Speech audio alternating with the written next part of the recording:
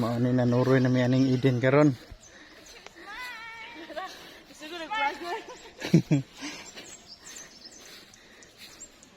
Asin tago maral. Dali lang, dali. Picture. To, saan ang lusot mo na? Gerak-gerak man bata apa deh. Patang kanang nyala-nyala. Oh, kita gandagan jod.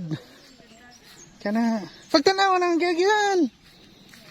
Oh, tanawan ang gagyan.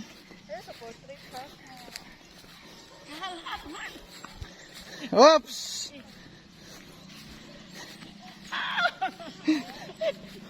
Picture. Oh.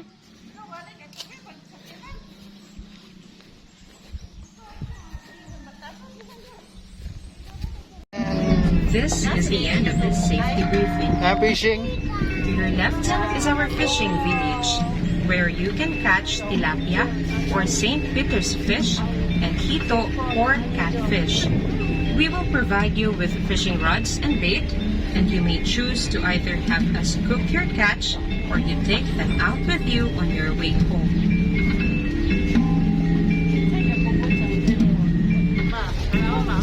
On your left is our deer pen.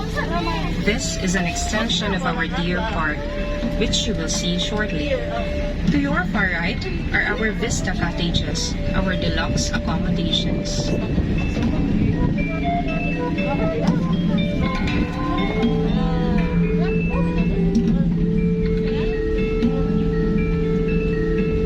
Magpahawid, dili mag.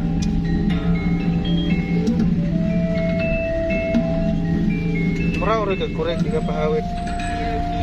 your left side is the deer park, where we have about 30 Philippine deer.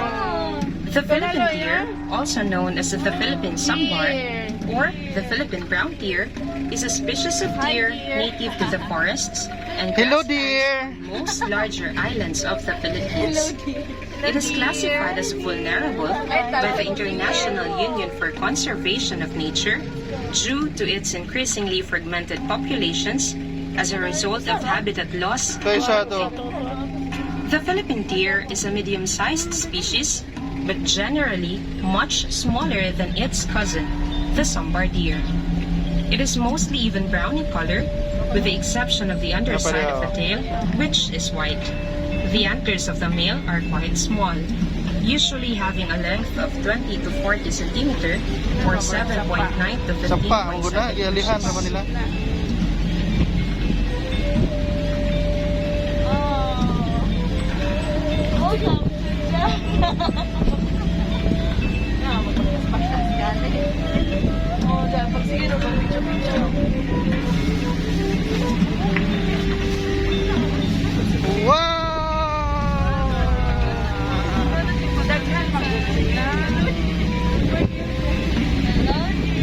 Bye-bye, dear.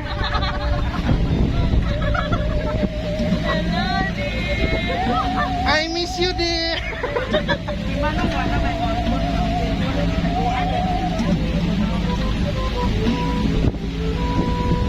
Hello, dear. Let us, dear. Are our hydroponics greenhouses, where we grow leaf lettuce, romaine or red salad bowl lettuce, arugula, salad tomato, Japanese cucumber, basil, parsley, and celery. Hydroponics is a soilless way of planting that uses just water to provide the vegetables with nutrients. Coconut husks ground into powder form are used to hold the roots down. We do not use pesticides or chemical sprays on these vegetables. They are regularly served in our main restaurant. They are also available in selected supermarkets downtown. Simply look for the green Eden seal.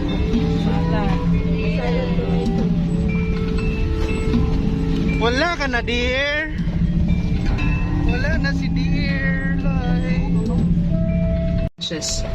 These accommodations are duplex-type deluxe cottages. Across the road on your left is a small, multi-level function area called Holiday Terraces. so named after its multiple terrace design. Oh, di mga video deh. On your left is the Mangosteen orchard, which covers a total of about 3 hectares. Across the road on your right is our Gulayang Filipino, where we showcase our organically grown local vegetables. These vegetables are also available in selected supermarkets downtown.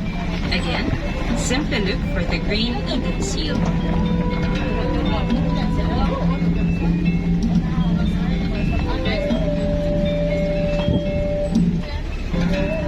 We are now entering the flower garden, where we have over 100 different varieties of flowers.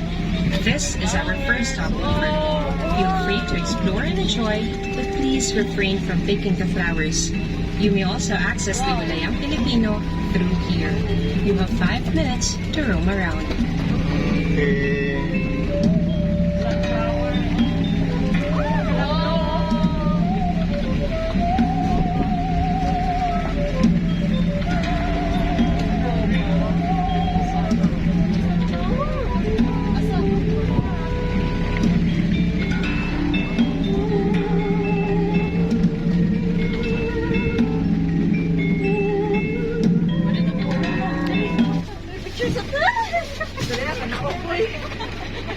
Ilang kulit ilang be.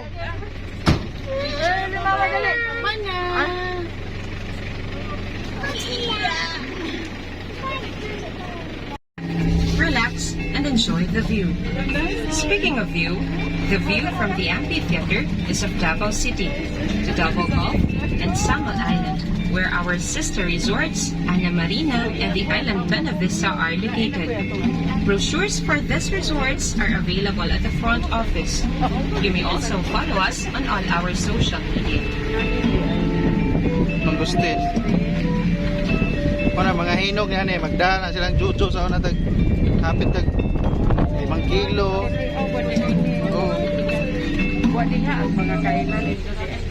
Na wadiha. Si Ruben na ako kuan na dong where each arc has atong flowers snakanan. that correspond to a particular rainbow color. We also have a rainbow art installation, which is often used for prenuptial and wedding pictorials, and even during outdoor wedding ceremonies held in the amphitheater.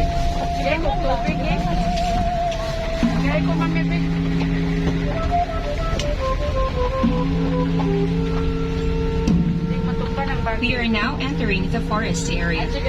Time for a brief lesson in geography.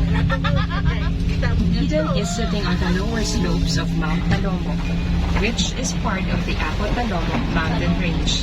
It stands at 8,873 feet or 2,674 meters above sea level. By comparison, Eden's highest point is approximately 3,000 feet or 940 meters above sea level.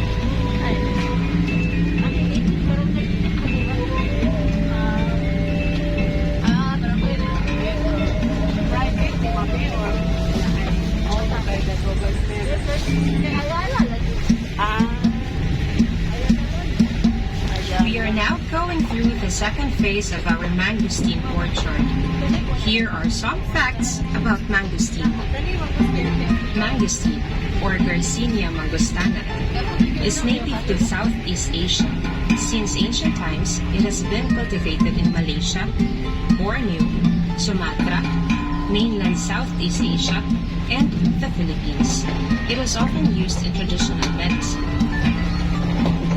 Mangosteen seedlings take between 8 to 15 years before they can bear fruit, but even trees as old as 100 years can still be productive.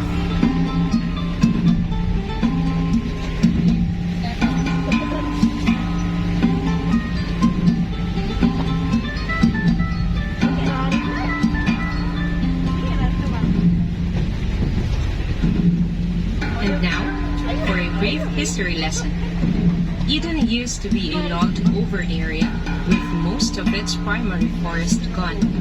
It was only in the 1970s that development started. The owners carved terraces along the mountain slope. They also started planting thousands of pine seedlings as well as other trees and Ano plants. man? These trees now make up the man-made forest that we are going through today.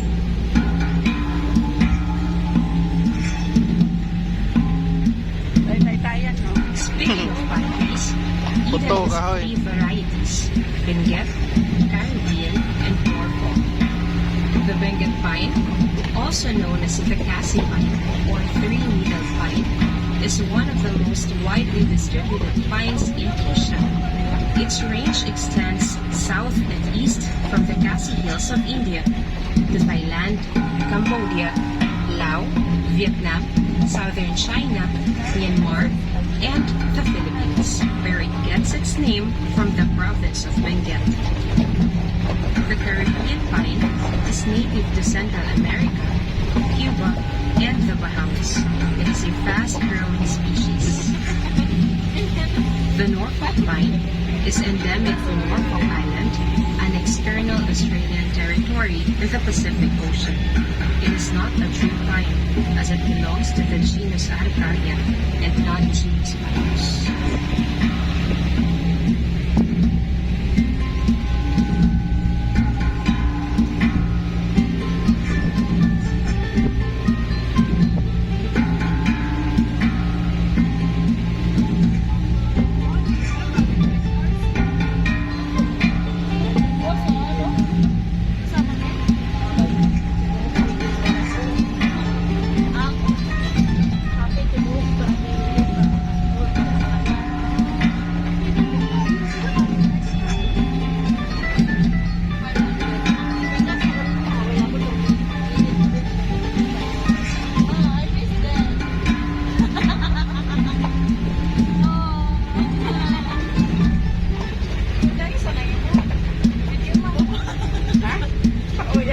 We are now at our second stopover, Tinugdan, Eden's tribute to the indigenous cultures of Mindanao. You will see here artistic interpretations of the traditional practices and worldviews of the Nuans, the indigenous peoples of Mindanao, from their architecture and farming, to their social and political structure, to their stories and mythologies. You may disembark and roam around for 5 minutes.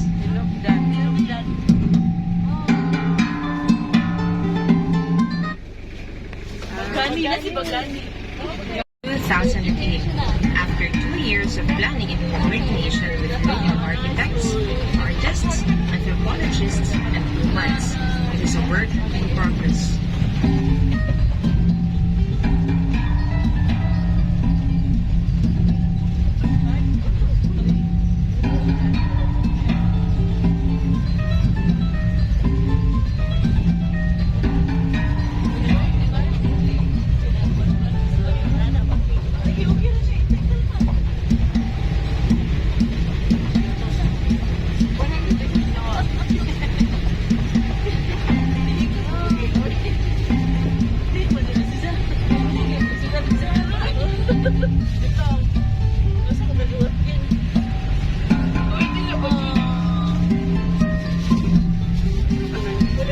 Sikwa.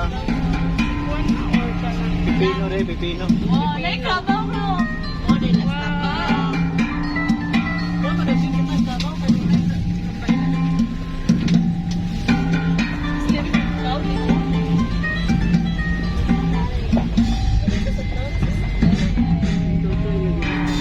ipakpaak rin pipino.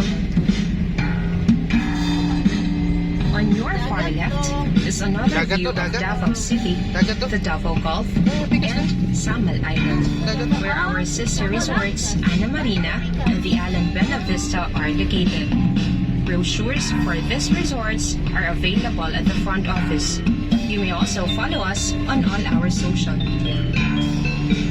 To your right is our organic herb garden, where we grow various herbs and spices, which we use in the Vista restaurant.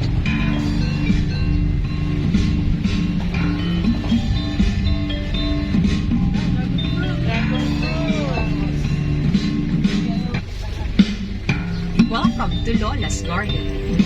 Lola is Filipino for grandmother. this garden, you will find many plants and flowers traditionally grown in Philippine gardens. This is our third and final stopover before returning to the nature center. Oo.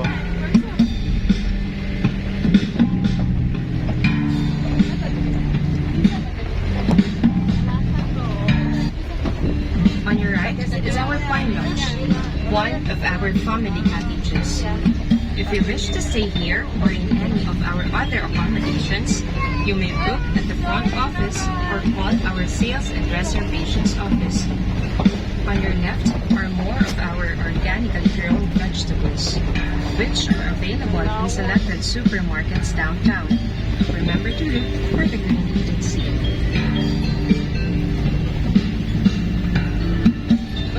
Ah.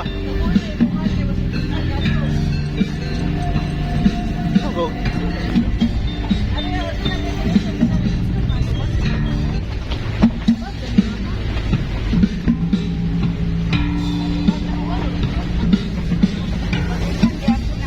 Coming up ahead is a clump of Dendrocalamus aspera, or more commonly known as the Philippine giant bamboo.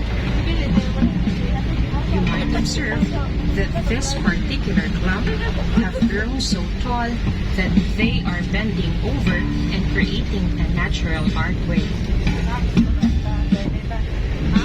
On your left is our log cabin, another one of our family cottages. If you wish to stay here or in any of our other accommodations, you may book at the front office or call our sales and reservations office.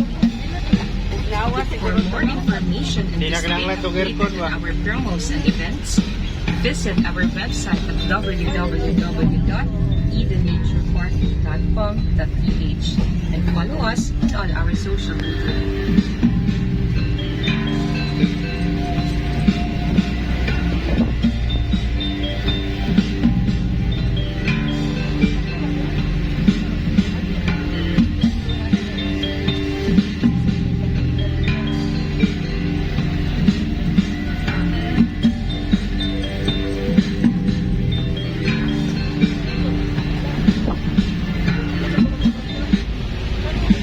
To your right are the gardenia rooms.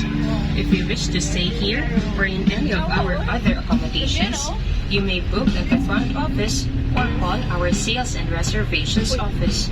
For more information and to stay updated on our promos and events, visit our website at www.edennaturepark.com.ph and follow us on all our social media.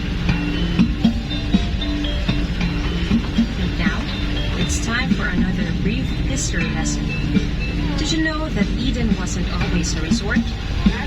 Aside from the massive reforestation, the owners also operated a banana plantation within the area. Rest houses for both the owners as well as some of the executives were also constructed. In the early 1990s, the whole area was reclassified as an ecotourism 75. and a few years later, Eden Nature Park and Resort formally opened in October of 1997.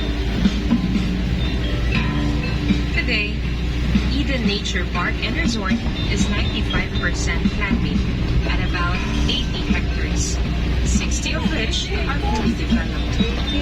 These developments include a total of 64 rooms and 4 family cottages, 6 seminar or function areas, several food and beverage outlets, including our main outlet, the Vista Restaurant, and so much more in the way of attractions and amenities.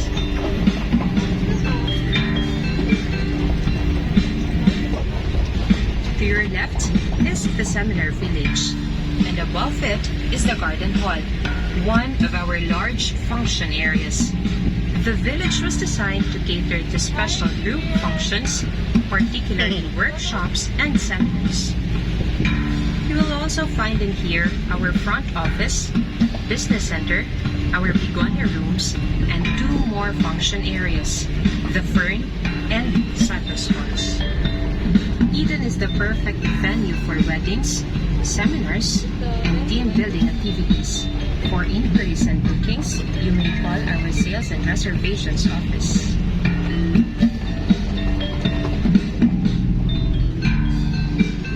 We are almost at the end of our journey. We are now on our way back to the data center. We encourage you to do your own explorations. Here in Eden, we offer you a variety of activities to do and attractions to see.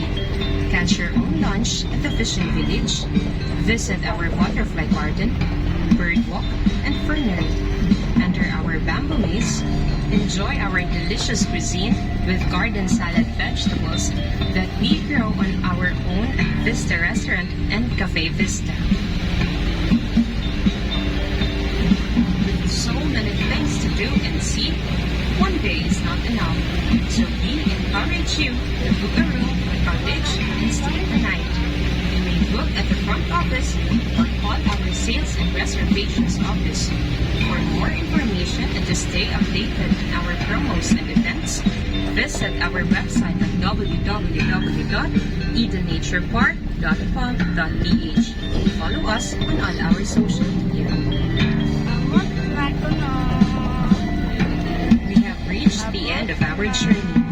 We hope you found it fun and educational. Thank you for visiting Eden Nature Park and Resort. We hope you come back soon. Mabuhay ug madayaw.